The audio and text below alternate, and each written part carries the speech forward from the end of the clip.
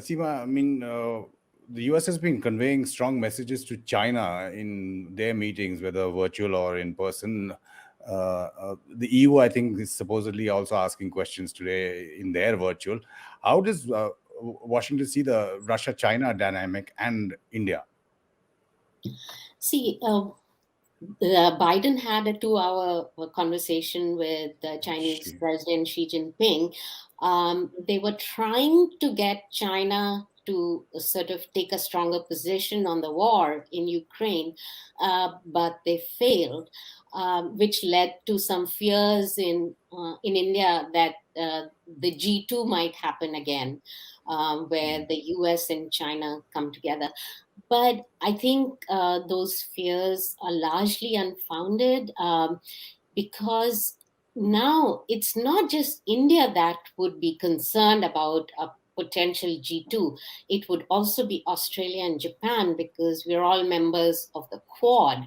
And the entire US focus, we have been told, is to look at China as a rival of the US, and the Indo-Pacific policy is all about that.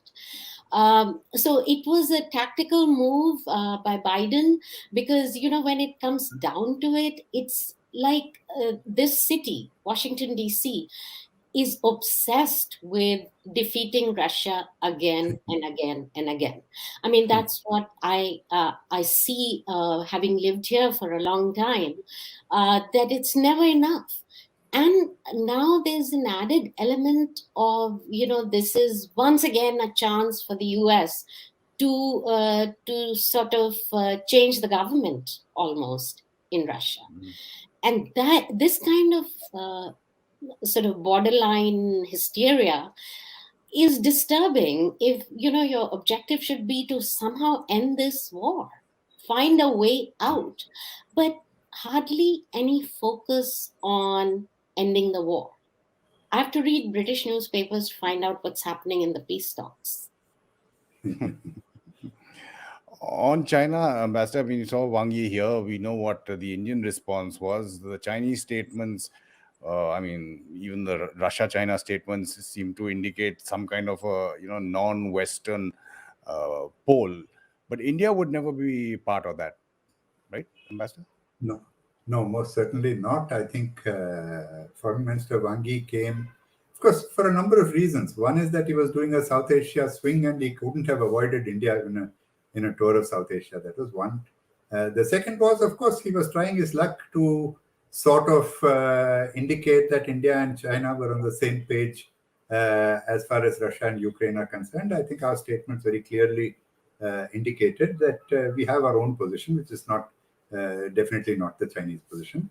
Well, he also tried his bit about telling us that you need to put aside, you need to keep this, the tension on the LAC aside and develop other strands of our relationship. That also failed.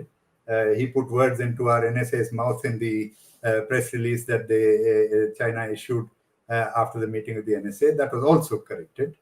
So, and the last point, of course, was that he came to invite Prime Minister Modi to the BRICS Summit that China is going to be hosting later this year. And there was a very interesting press release that came from China after that, saying that, we are hosting the BRICS Summit and India is hosting the G20 and the SCO thereafter, kind of indicating that, if the Indian Prime Minister comes to the BRICS Summit, and the Chinese president will attend the G20. One can read it in that manner. But look, there is no question of India and China joining together on any one of these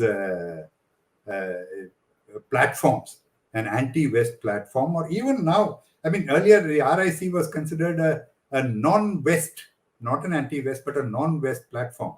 But I don't see how we can actually share any kind of strategic perspective in the RIC format, which cannot be anti-West, and therefore it cannot suit us.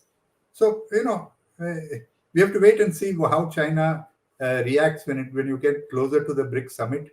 If they really want the Indian Prime Minister to attend the BRICS Summit, I think they'll have to do a little bit more than what Foreign Minister Wang Yi did in India. And of course, he also presaged it by his statement in Pakistan at the OIC meeting on Kashmir. So, Ambassador, in that sense, does India have a card to play with China? This BRICS Summit, I mean, we saw what happened in Dokulavan. This is in light of what Salvatore again asks, if can you discuss the future of India's participation in BRICS and SCO? Well, look, it's very difficult to say. It's a good question. I think it's a question that is exercising a number of strategic analysts in India as to what India is getting from BRICS, and if the configuration of forces within BRICS continues in the direction that it is doing, how useful can BRICS be to India? But that's, I think, a longer-term question. The immediate term, as I mentioned, China is very interested that President Xi Jinping is able to host all four of the other BRICS leaders when he does his BRICS Summit, which will be probably a coming out party after the Congress of the Chinese Party Congress anoints him for this next term as Chinese president. So whether that gives us leverage, to what extent that gives us leverage, how will we play it, I think it is something that we have to wait and see. But to a certain extent, it does give us some options. How the government will use it is something which really I can't predict at the moment.